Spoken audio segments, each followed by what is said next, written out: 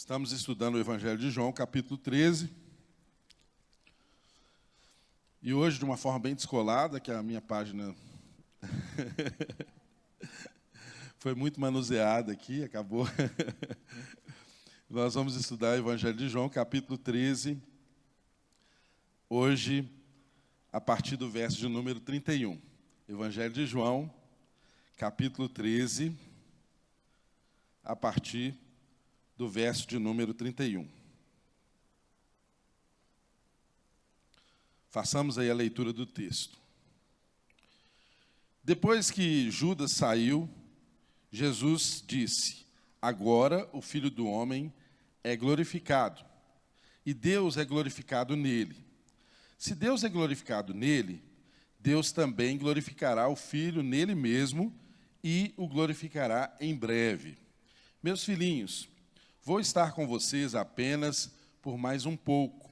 Vocês procurarão por mim, e como eu disse aos judeus, agora lhes digo: para onde vou, vocês não podem ir. Um novo mandamento lhes dou: amem-se uns aos outros, como eu os amei. Vocês devem amar-se uns aos outros. Com isso, todos saberão que vocês são meus discípulos, se vocês se amarem uns aos outros. Simão Pedro lhe perguntou: Senhor, para onde vais? Jesus respondeu: para onde vou, vocês não podem seguir-me agora, mas me seguirão mais tarde. E Pedro perguntou: Senhor, por que não posso seguir-te agora? Darei a minha vida por ti. Então, Jesus respondeu: dará a vida por mim? Asseguro-lhe que antes que o galo cante, você me negará 3 vezes. Vamos orar? Paizinho, nós te agradecemos por tua palavra, porque ela é o alimento que nós precisamos, ela é tudo que nós precisamos. Cada um dos irmãos que está aqui, Senhor, presente nessa manhã, ou mesmo daqueles que, de alguma forma, terão contato com essa mensagem, nenhum deles podem dizer que não precisam da tua instrução, da tua palavra, do teu alimento. E por isso, nós estamos aqui convictos de que o Senhor dá pão aos filhos que te pedem pão, e não dá pedra. O Senhor nos alimenta. A tua palavra é o alimento que nós precisamos. Por isso, descortine os valores eternos, os princípios que estão aqui na tua palavra, e faça com que eles transformem na boa notícia de salvação para aqueles que hão de ser salvos, na boa notícia de transformação para aqueles que hão de ser transformados, na boa notícia de santificação para aqueles que estão no processo de santificação. É a nossa oração, é o nosso desejo, em nome de Jesus. Amém e amém. Glória a Deus. Irmãos, estamos aqui nessa jornada de buscar conhecer Deus através das Escrituras Sagradas, e semanalmente aqui nessa igreja nós estudamos de forma expositiva e sequencial o texto bíblico. E estamos estudando então o Evangelho de João. E agora já caminhamos aqui para finalizar o capítulo de número 13 do Evangelho de João. Você que nos visita, que está vindo aqui talvez pela primeira vez, saiba que esse é o nosso arroz com feijão. Toda semana nós estudamos a Bíblia de forma sequencial, seguindo um livro da Bíblia, como fazemos agora com o Evangelho de João. E apenas, eventualmente, em ocasiões especiais, em datas específicas, nós estudamos a palavra de Deus de uma forma temática, e cremos que isso tem nos alimentado, isso tem nos fundamentado, isso tem nos ensinado dia após dia, através de tantas palavras e de tantos pregadores que revezam conosco aqui em trazer a palavra do Senhor a essa igreja. Então, fica aí o convite.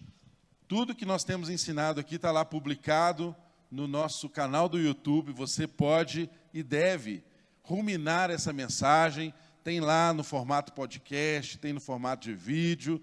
Você pode assistir de novo, você pode meditar de novo, inclusive ouvir no carro, enquanto você malha, enquanto você exerce as suas tarefas.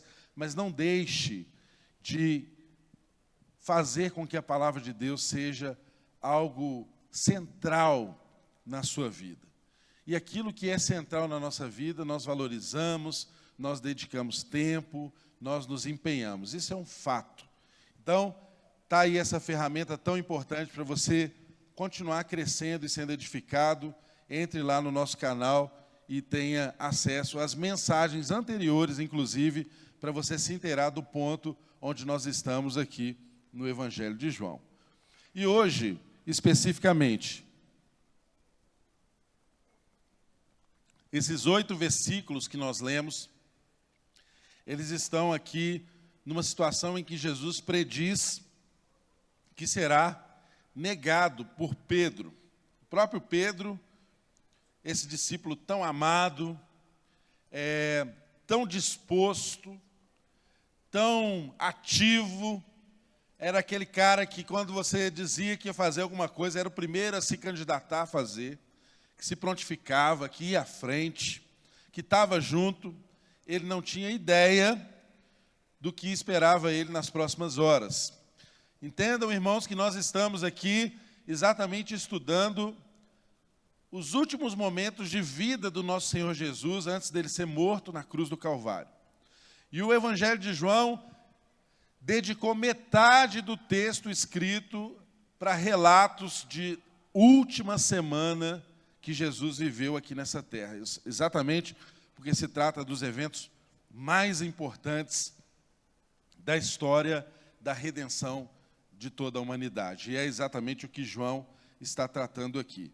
Percebam que a gente está numa sequência, apenas para nós nos contextualizarmos, em que Jesus, ele prediz, no texto anterior que nós ouvimos e meditamos na semana passada, ele prediz a sua traição por Judas, que era alguém que sentava à mesa com ele, alguém que estava junto com ele, alguém que era um dos 12, alguém que cuidava do dinheiro, das finanças do grupo. Jesus predisse a traição de Judas. E mais do que isso, nós aprendemos que o nosso Senhor, ao estabelecer o seu trono, ele nos ensinou que, mesmo sendo Deus, ele escolheu estabelecer-se por sua autoridade e não pelo seu poder. Porque pelo poder, Deus podia fazer igual ele fez a criação do mundo, né? Com a sua palavra ele determinava e tudo já era. Porque Jesus é Deus, ele pode fazer dessa forma. No entanto, quando se diz do processo de redenção da humanidade, Jesus escolheu fazer de uma outra forma. Ele poderia ter dado uma palavra, e se ele dissesse, sejam todos salvos, todos seriam salvos. Se ele dissesse, sejam alguns salvos, alguns seriam salvos, porque afinal de contas, ele é o soberano. Mas ele não quis fazer dessa forma, irmãos. Ele quis, sendo Deus, se esvaziar da sua condição de Deus, assumir a forma de homem e andar nessa terra como eu e como você. Jesus suava e fedia igual você nesses tempos de calor, se venceu o desodorante, não é mesmo? Se você venceu o desodorante, cheira mal. Com Jesus era a mesma coisa, porque ele assumiu a nossa forma. Ele pisou nessa terra, ele se transformou em gente como eu e como você, para nos ensinar de novo a ser gente. Um Deus que se torna gente para nos ensinar a ser gente, porque fomos desconfigurados pelo pecado que alcançou toda a humanidade. E como que Deus nos ensina a ser gente? Sendo como nós. E nos mostrando que é possível sim amar o próximo, que é possível sim amar Deus sobre todas as coisas e amar o nosso próximo como a nós mesmos. E o amor de Deus, o movimento de amor de Deus, fez com que Jesus andasse nessa terra e caminhasse agora, como nós estamos aqui meditando, para uma cruz que ele não merecia, para uma condenação que era merecida por nós e não por ele. Porque ele não pecou, nós pecamos. Ele não merecia um símbolo de maldição e de loucura sobre a vida dele, nós merecíamos. Mas ele se portou no nosso lugar e se fez justiça de Deus por mim e por você. Esse é o maior evento que aconteceu na história da humanidade. Jesus se deu por mim e por você. E no caminho de fazer isso, irmãos, o que ele fez? Ele colocou mesa para os seus discípulos. Ele se assentou com esses homens, mesmo sabendo que entre os 12 mais chegados, um haveria de traí-lo, de vendê-lo, e outro, em pouco tempo depois, haveria de negá-lo, e o resto de sair correndo e abandoná-lo. Como que eu e você conduzimos a nossa vida? Será que nós colocamos mesa para quem nos trai?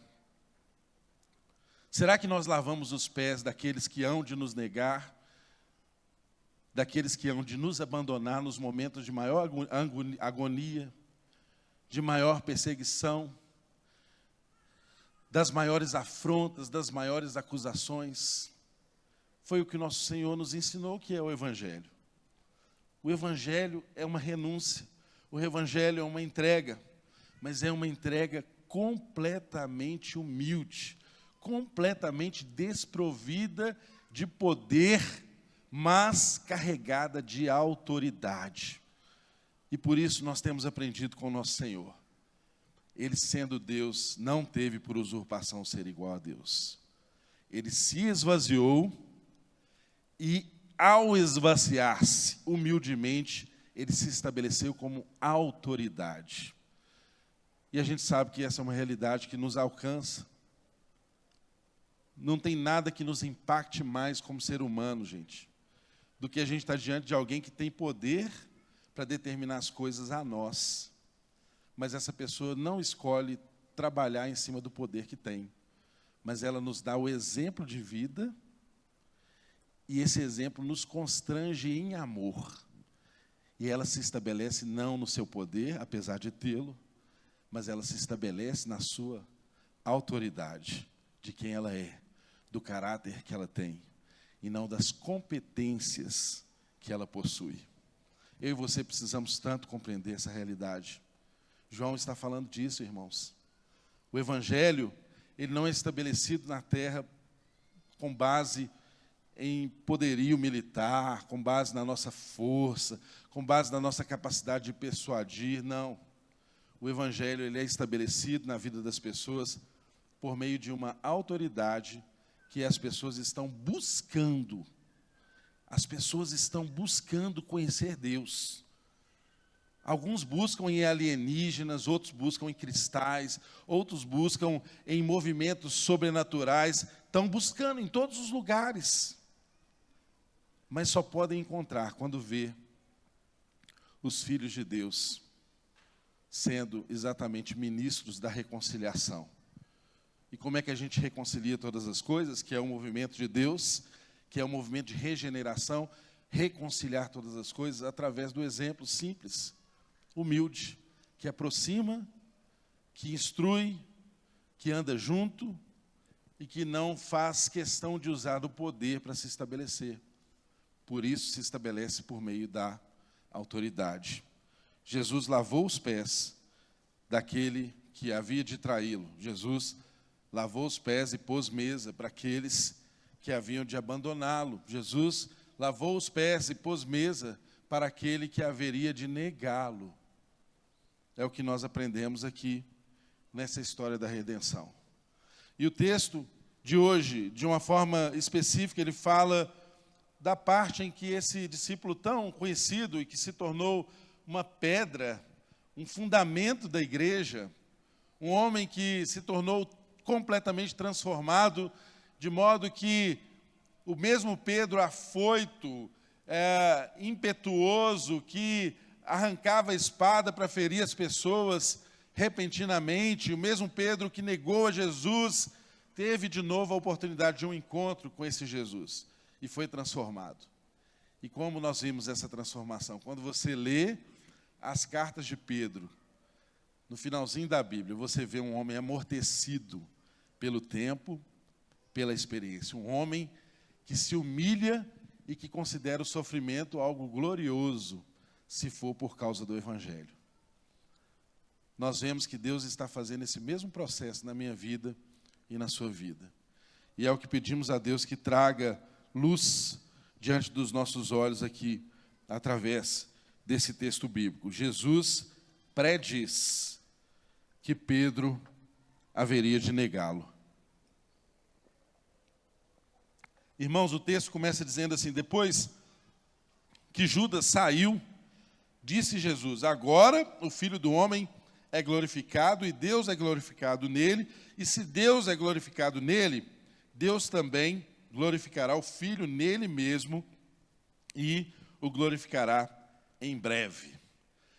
Então Jesus, logo depois que deu aquele bocado para Judas, e Judas, o texto anterior mostra isso, Judas saiu daquele encontro, Jesus então fala sobre a sua glorificação.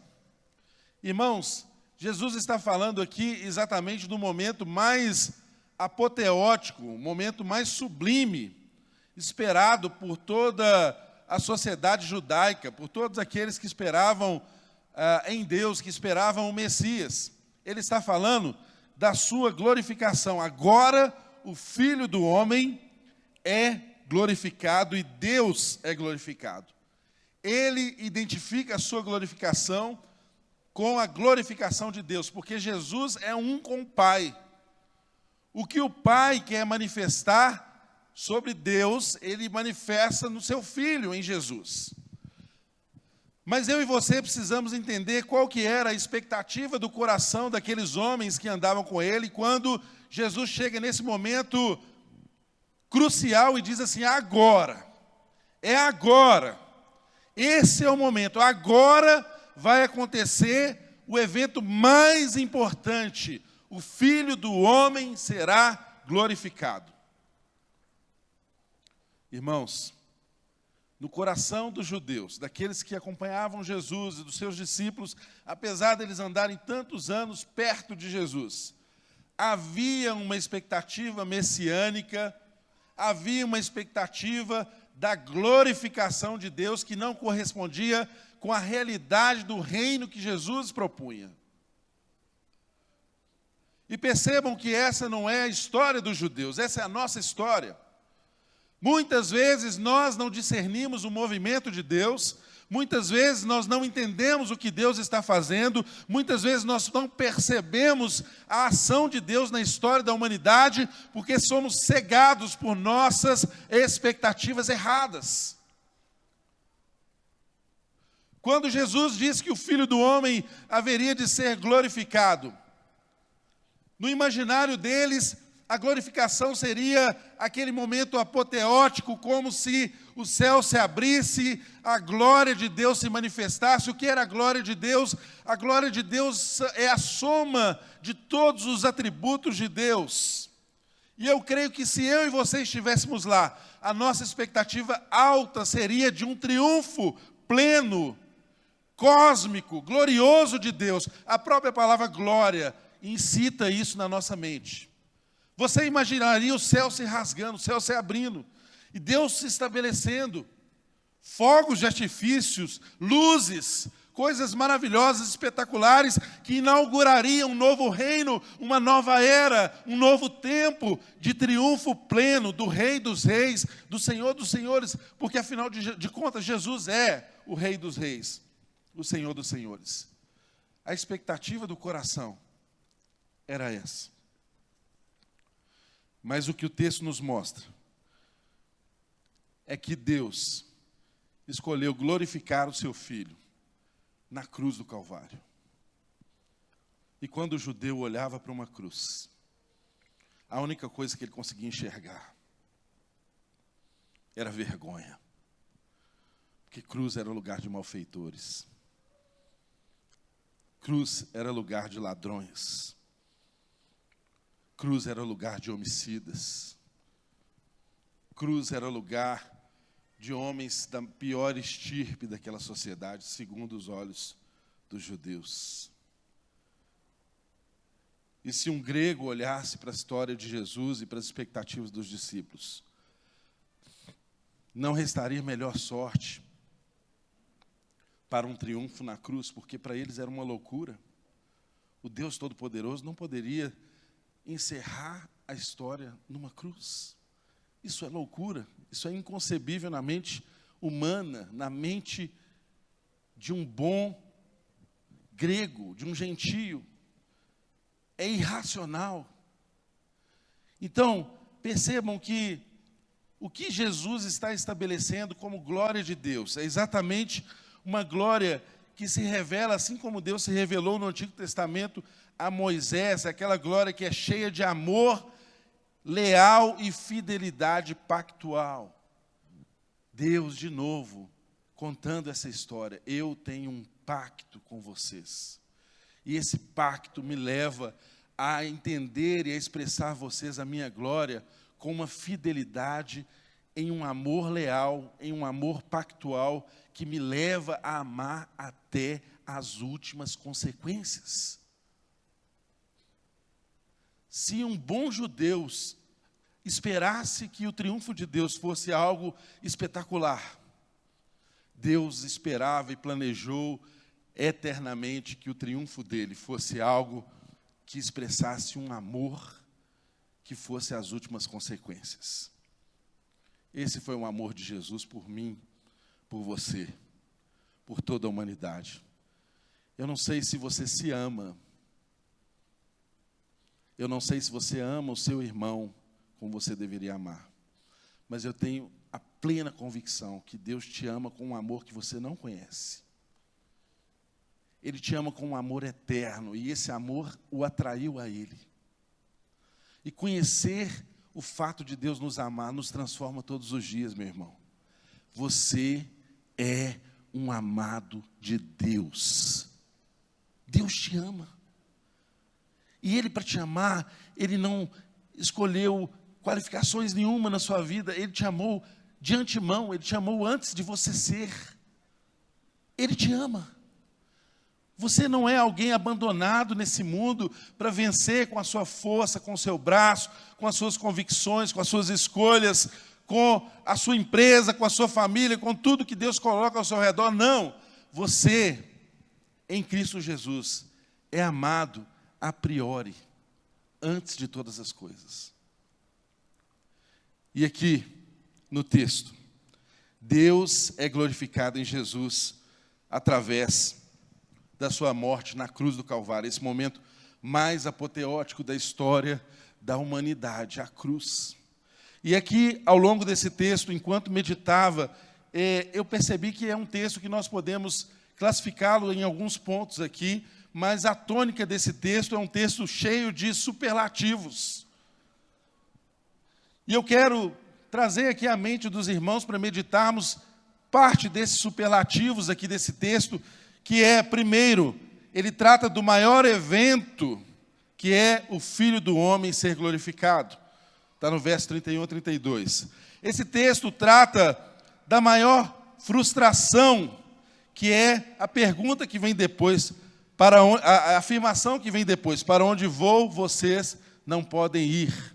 Esse texto trata também do maior mandamento deixado: vocês devem amar uns aos outros, como eu vos amei. Esse texto, ele trata da maior prova, da maior autenticação do verdadeiro amor, que é exatamente: se vocês se amarem uns aos outros, serão conhecidos como os meus discípulos. Esse texto, ele trata também do maior equívoco, que é perguntar para Deus para onde Ele está indo, se nós desprezarmos o quem Ele está demonstrando. Quando nós priorizamos a posição que a gente ocupa em Deus e não quem Ele deseja que a gente se transforme. Esse texto, ele mostra a nossa maior ilusão, a nossa maior falácia, que é a gente declarar sem entender que a gente dá a vida por Ele, quando na verdade apenas Ele pôde dar a vida por nós. E por último, esse texto nos mostra também a nossa maior realidade, que parte exatamente do momento em que nós somos desiludidos, do momento em que a nossa ilusão é quebrada e a gente entende que a gente, no estado natural, a gente nega, sim, o nosso Senhor. Que tipo de gente que eu e você somos, para que Deus nos amasse? É o que essa palavra resumidamente, está trazendo aos nossos corações a nossa meditação aqui nessa manhã. Jesus, ao dizer que ele seria glorificado, ao apontar para o seu destino final na cruz do Calvário, ele continua o texto dizendo assim, verso 33, meus filhinhos, eu vou estar com vocês apenas por um pouco. Vocês procurarão por mim, e como eu disse aos judeus, agora lhes digo, para onde vou, vocês não podem ir.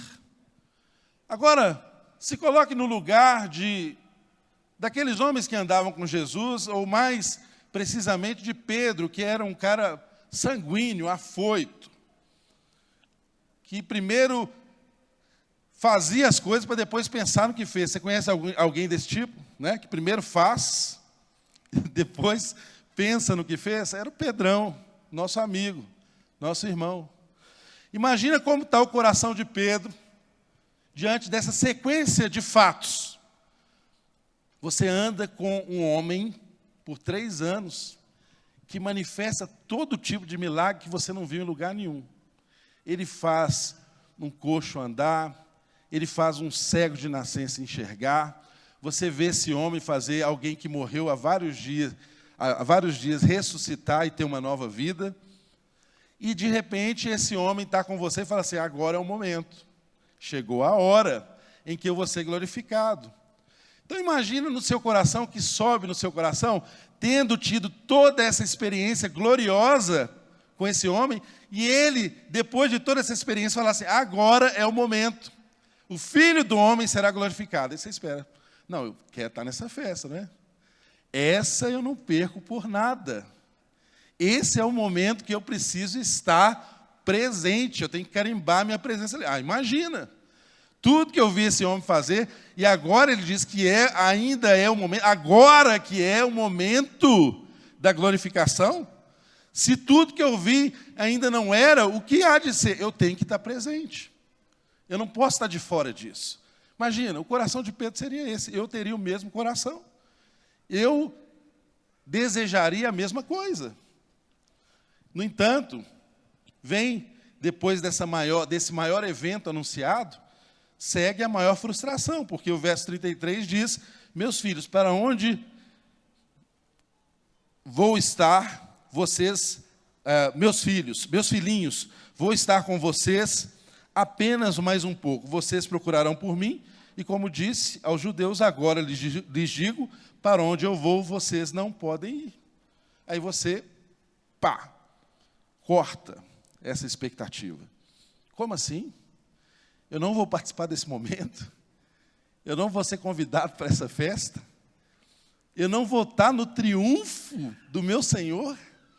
Eu não vou estar no momento que Ele está sendo glorificado? E imagina as expectativas no coração. Agora esses romanos vão ver o que é bom para a tosse. Agora eu quero ver essas legiões de soldados romanos aqui que nos castigavam, que nos perseguiam, que faziam acontecer, que exerciam autoridade. Agora o Filho do Homem glorificado vai colocar eles no devido lugar deles. Eu quero estar lá presente. Irmãos, não se esqueçam, o texto anterior que nós estudamos, não em João, mas relatados nos outros evangelhos, como Marcos e Lucas, mostra que eles estavam ali já disputando os cargos, né? Quem ia ser o primeiro-ministro, quem ia ser o ministro do planejamento, quem ia sentar à direita, quem ia sentar à esquerda, como que vai ser quando a glória chegar? Como que vai ser? Qual vai ser a minha posição? Como é que eu vou desfrutar esse momento aqui com o meu Senhor? Essa era a expectativa do coração. Por isso a cruz foi tão decepcionante, foi tão frustrante, por causa de expectativas erradas que conduziam aquele coração. E eles então experimentaram a maior frustração. Para onde ele ia, eles não poderiam ir. E aí Jesus, em seguida, depois de anunciar o maior evento, depois de dar a eles a maior frustração, Jesus anuncia o maior mandamento. No verso 34, ele diz assim, olha, um novo mandamento lhes dou. Amem-se uns aos outros como eu os amei. Vocês devem amar-se uns aos outros. Amem-se uns aos outros como eu vos amei. Agora eu pergunto a você, esse mandamento já não estava no Antigo Testamento? o dever de amar já não era escrito na lei de Deus? Óbvio que era. Por que Jesus então está dizendo que é um novo mandamento? Por causa de um elemento essencial que não havia na lei do Antigo Testamento, que agora há. Porque Jesus diz, amem uns aos outros assim como eu os amei. Há aqui um elemento pessoal, um fato novo, que esses homens não estudaram sobre o amor. Esses homens viram o amor. Eles não tiveram notícias sobre o amor, eles andaram com o amor. Eles viram o amor materializado em uma pessoa que de fato era quem dizia ser. Uma pessoa que tinha entre o seu discurso e a vida prática uma completa e total coerência. Não havia uma distância entre o que Jesus falava e o que ele vivia, irmãos. Quando você olhava para ele, para o discurso dele, você poderia até imaginar que ele fosse, como Stott diz, um lunático. Mas quando você olhava para as suas práticas, para os seus passos, você entendia que ele não era um lunático, apenas porque ele vivia como ele dizia que se devia viver. Ele falava e vivia. Havia uma total coerência entre a ortodoxia e a ortopraxia. O conhecimento, o ensino certo, aliado à prática de vida certa. Irmãos, isso nos faz ser coerentes. E o que faz o nosso evangelho não alcançar as pessoas como os irmãos alcançavam aqui nos primeiros tempos, é exatamente a incoerência que não se encontrava em Jesus. Jesus dizia ser o que de fato ele era. Jesus ensinava um amor que de fato ele vivia, que de fato ele manifestava, e agora ele está dizendo para esses discípulos do coração, as pessoas mais próximas, as pessoas que haveriam de seguir a sua obra, entenda, Jesus está aqui, irmãos, nesse momento, fazendo uma disposição de última vontade. O que é uma disposição de última vontade? Se você procurar esse termo jurídico, você vai encontrar na lei civil brasileira que isso é o mesmo que se dizer de testamento.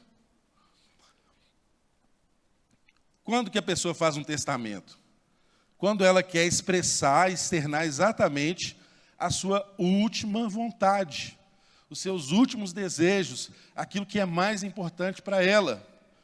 Por isso que um testamento deve ser cumprido. E o que nós recebemos é o quê? O que nós estamos estudando aqui?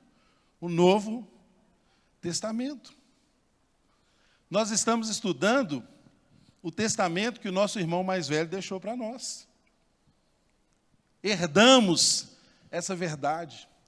Herdamos esse privilégio, herdamos esse favor. Jesus está dispondo da sua última vontade. Ele está falando das coisas mais fundamentais do Evangelho para aqueles homens ali naquele momento que antecede a sua morte.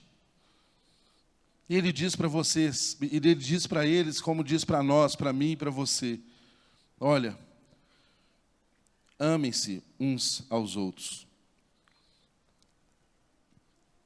Mas ele não diz apenas isso. Às vezes o problema nosso é que a gente diz apenas isso. A gente ensina apenas até aí. Amem uns aos outros. Mas aqui em Jesus, o texto continua: assim como eu os amei. O que o mundo precisa ver em nós é a mensagem ame uns aos outros, seguida do assim como eu os amei, assim como eu os amo, assim como eu demonstro amor, assim como eu pratico o amor. Porque o amor não é um discurso. O amor é uma escolha. Amor não é um sentimento, é uma escolha que leva a gente até o fim. E, irmãos, o amor, ele não deixa de existir por causa de uma decepção. O amor vai até o fim, o amor vai até a morte, o amor vai até a última consequência. É isso que Jesus está nos ensinando. Amem. Vocês devem amar-se uns aos outros. Amem uns aos outros como eu os amei. Vocês devem amar uns aos outros. E depois de dar esse maior mandamento, porque se você pegar todos os mandamentos e toda a lei, ela se resume a amar a Deus sobre todas as coisas e ao próximo como a nós mesmos. Se você pegar os 10 mandamentos, você vai perceber que os 4 primeiros se dirigem à relação do homem com Deus e os 6 seguintes se dirigem à relação do homem com o próximo. Ou seja, quando você diz que os mandamentos são resumidos a amar a Deus sobre todas as coisas e ao próximo como a nós mesmos, realmente é o resumo da lei. O resumo da lei é o amor.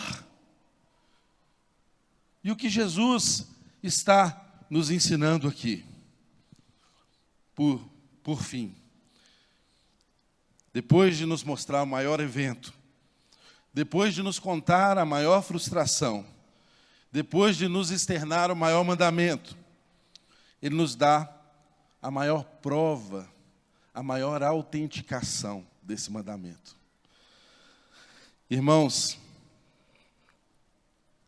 a maior prova de que nós amamos uns aos outros, a maior autenticação de sermos discípulos de Jesus, está no fato das pessoas verem, como está no verso 35. Com isso, todos saberão que vocês são meus discípulos, se vocês se amarem uns aos outros.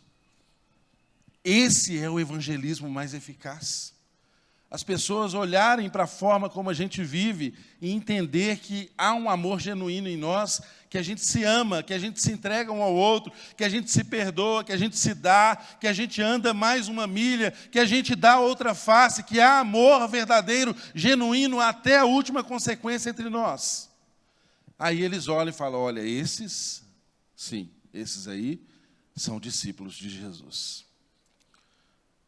Agora, você pode discursar sobre amor, você pode falar coisas maravilhosas sobre amor, você pode escrever poesia sobre amor, talvez seja a palavra mais inspirativa na história da humanidade. Muitos escrevem sobre o amor, muitos ensinam muito bem sobre o amor, mas poucos vivem o amor. E as pessoas só entendem o Evangelho quando elas veem o amor se materializando nas nossas relações. As pessoas não precisam de um discurso sobre amor. Elas precisam ver o amor se materializando entre nós.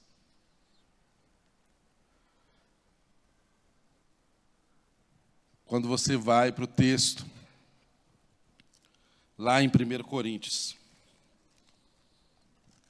capítulo 13, esse texto tão famoso, Paulo diz assim,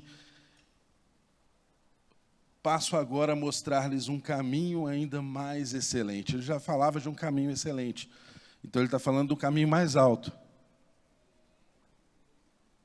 mais excelente ainda. E ele diz assim, ainda que eu falasse a língua dos homens e dos anjos, se não tivesse amor, serei como um sino que ressoa ou como um prato que retine. Tem tanta gente fazendo barulho, porque fala tantas línguas dos homens, dos anjos, mas não amam. Só faz barulho. Só retine. Ainda que eu tenha o dom de profecia e saiba todos os mistérios e todo o conhecimento, e tem uma fé capaz de mover montanhas, se não tiver amor, nada serei. Entenda, irmão, dons, ministérios, são ferramentas, mas se não tiver amor, não funciona, é lixo, é esterco diante de Deus. Não tem nenhum sentido. Não é absolutamente nada. Não pause, não se impressione com os dons. Não paute e não se impressione com o conhecimento, com os mistérios revelados, com a capacidade de mover montanhas, se não houver nessa mesma ação, uma atitude de amor verdadeiro. Isso é nada. E ele continua dizendo ainda que eu dê aos pobres tudo o que possuo e entregue o meu corpo para ser queimado. Se não tiver amor, nada disso valerá. Toda a sua doação, toda a sua entrega, todo o seu altruísmo, toda a sua filantropia, toda a sua sensibilidade em ajudar alguém, se não for movida de amor, não tem nenhum sentido. Questione os motivos determinantes do seu coração que te leve a fazer o que você faz. Porque muitas vezes nós fazemos coisas boas com motivações erradas. Percebam, irmãos, que o que Deus está falando conosco é que a única coisa que pode autenticar a vida humana é o amor.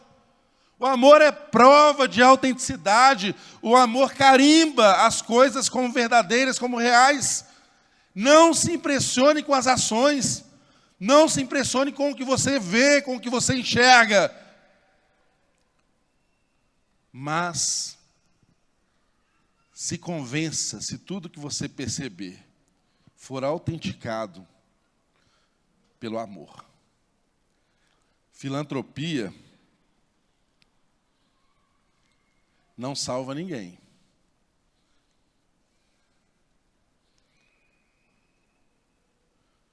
Mas se você fizer em amor, isso tem um significado eterno.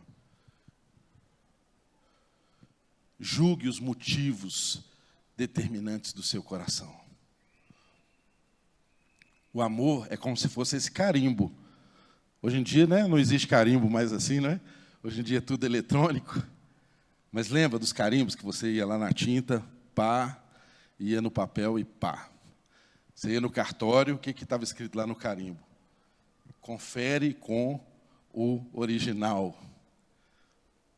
Autentico que isso aqui é verdadeiro. Isso expressa a verdade. É essa a atitude que Deus tem diante de nós com aquilo que fazemos em amor. Assim como não há sentido nenhuma validade para aquilo que nós fazemos que pareça belo, que pareça nobre. O texto fala de coisas nobilíssimas aqui, doar todos os bens, entregar a sua própria vida. Se não for movido de amor, para Deus isso não significa nada, não tem sentido nenhum. O amor autentica todas as coisas. Nós vimos aqui que ele falou de um maior evento, nós vimos que ele falou da maior frustração, ele falou do maior mandamento, ele falou da maior prova, da maior autenticação, e agora ele fala do maior equívoco, que é a gente ter uma posição diante do amor de Deus que é incoerente com aquilo que Deus está nos ensinando. Veja aí o que diz o verso de número 36 e 37. Diante do que Jesus falou, Pedro vira para ele e pergunta: Senhor, para onde vais?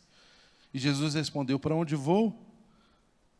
Vocês não podem seguir-me agora, mas me seguirão mais tarde. E Pedro continua, insiste na pergunta: Senhor, por que não posso seguir-te agora? Darei a minha vida por ti. Pedro pergunta o onde, porque ele imaginava, e a expectativa do coração dele, é que a posição que ele ocupasse, estar perto de Jesus, é que era o importante. Mas Jesus estava dizendo para Pedro e para todos os seus discípulos que o que importava era o quem, era o caráter deles, era a forma deles se amarem, que manifestava o fato de serem discípulos.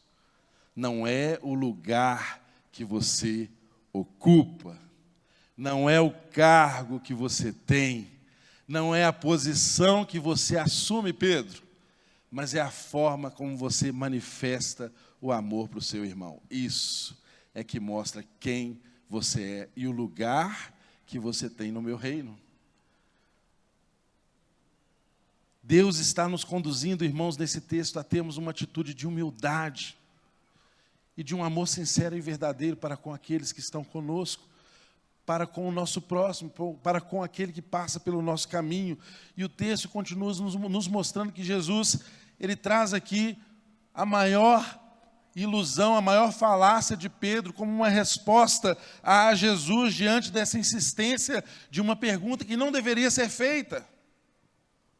Jesus está falando para amar e Pedro pergunta onde? Jesus fala, não pode, você não pode ir. Ele pergunta onde de novo? E o texto diz que Pedro perguntou, Senhor, por que não posso seguir-te agora? Eu darei a minha vida por ti. Ah, irmãos, quantas promessas eu e você, tal como Pedro, fazemos a Deus que não somos capazes de sustentá-las, porque estamos fundamentados em um equívoco. Você é capaz de dar a vida pelo seu irmão? Pensa. Você é capaz de dar a vida pelo seu irmão? Agora, se você não dá a vida pelo seu irmão a quem você vê, como você daria a vida por Deus que você possa não ver? Se você não é capaz de amar aqueles que fazem parte do seu dia a dia, que estão perto de você, que andam com você, cujas necessidades você consegue perceber e discernir, como amará a Deus?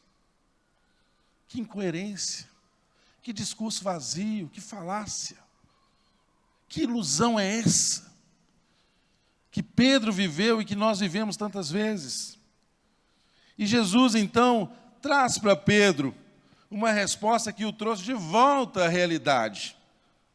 Jesus respondeu a Pedro assim, olha, você dará a vida por mim?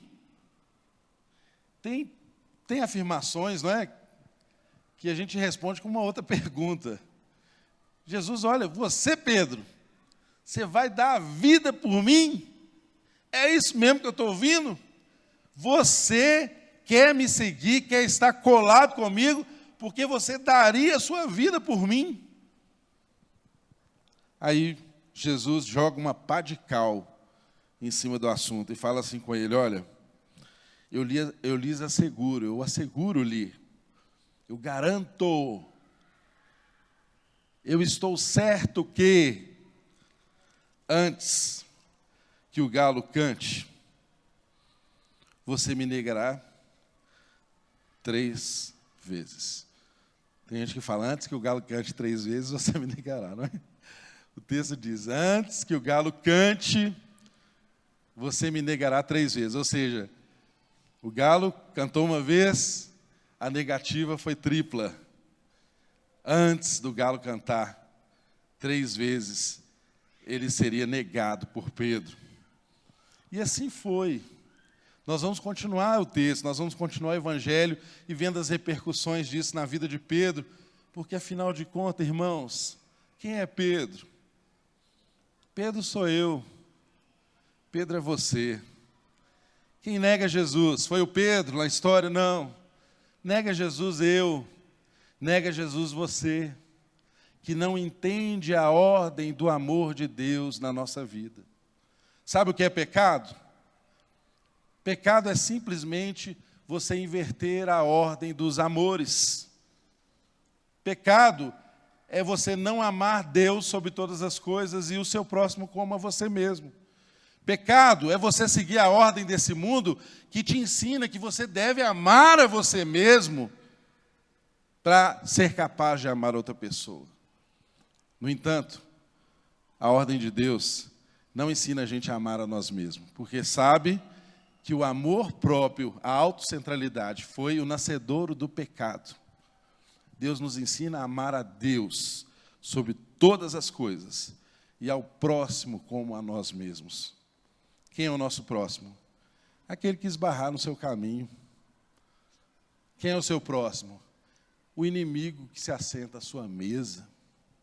e que às vezes Deus te constrange a lavar-lhe os pés, se você for humilde como seu Senhor.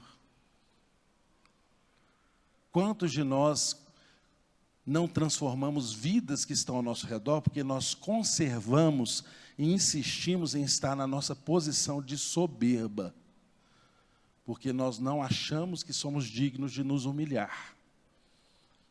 Se você pensa assim, saiba que você está vivendo o oposto do que o seu Senhor viveu.